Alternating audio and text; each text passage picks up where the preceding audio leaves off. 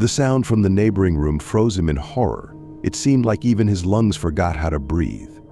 Fear slithered up his spine like a vile, cold serpent, crawled into his head, and froze there, taking control of his entire body. If Mark hadn't been lying on the couch, he would probably have collapsed to the floor because his legs felt weak. That sound couldn't be. No, it wasn't a scream, a growl, or a child's laughter, which horror movies often feature. It was the sound of something wooden falling. And nothing wooden could have fallen, even if all the windows were wide open, simply because the only wooden thing in that room was furniture, and the sound of furniture falling would have been different.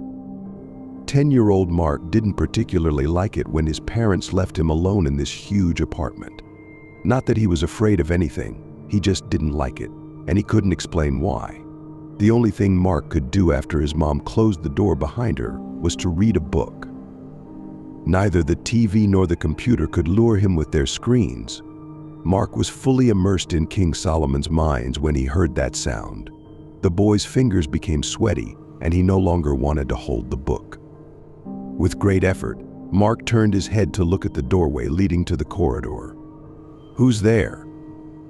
Silence. The child's brain desperately tried to cling to reality. It's just something that fell in the neighbor's place. What nonsense. There's nobody there. The only way to check was to go and look. Tears welled up in his eyes. He wanted to scream and huddle in a corner.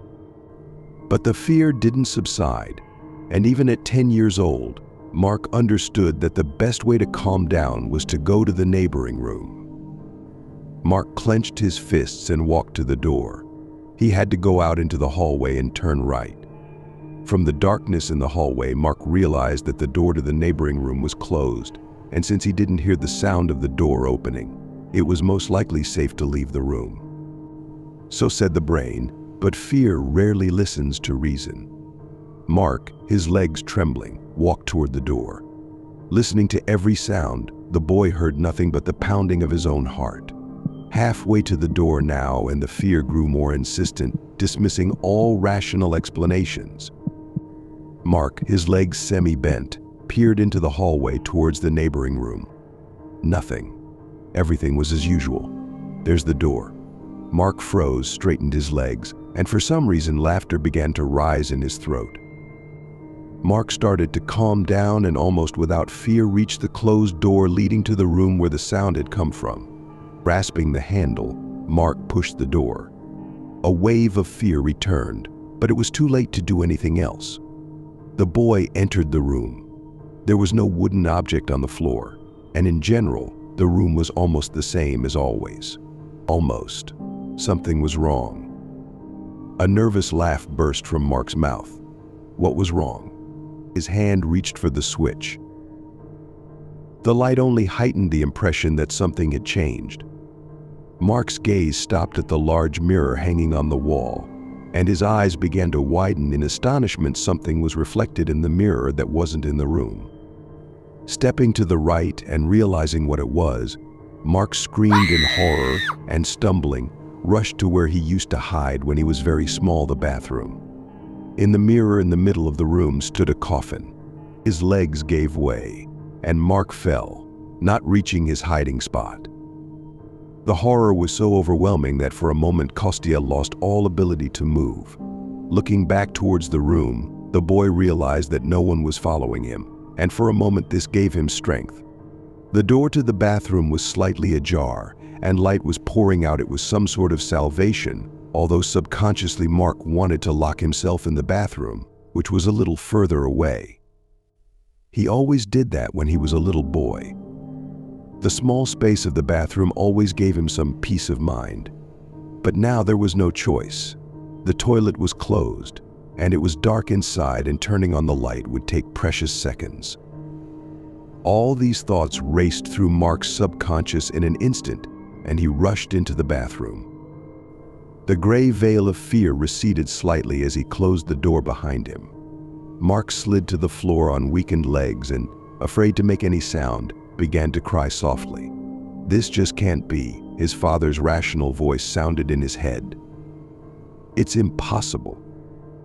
But details of what he saw began to surface in Mark's mind. The coffin, lined with red velvet, stood on stools in the middle of the room. The lid lay on the floor next to it, and Mark realized that its fall had made the sound that started this nightmare. As far as Mark could tell, there was no one in the coffin.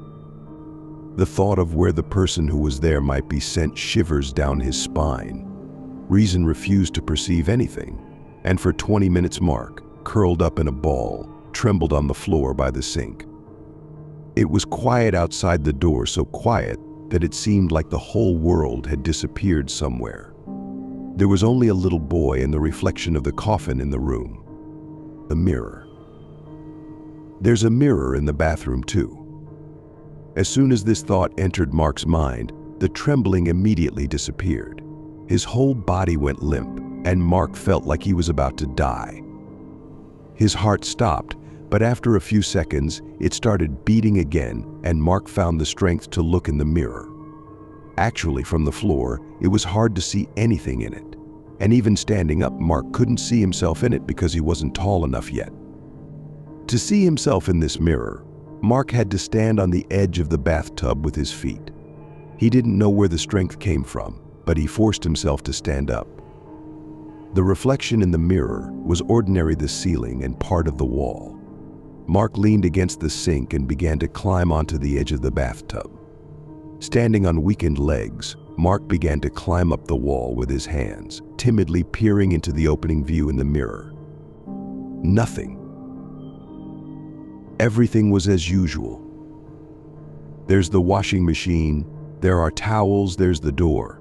And then his heart stopped again. The latch in the reflection was in the open position. Mark blinked, looked at the lock. Closed. In the mirror. Open. And then the light went out. Mark bit his tongue to keep from making a sound. The light bulb didn't burn out. The light was turned off from outside a moment before the darkness.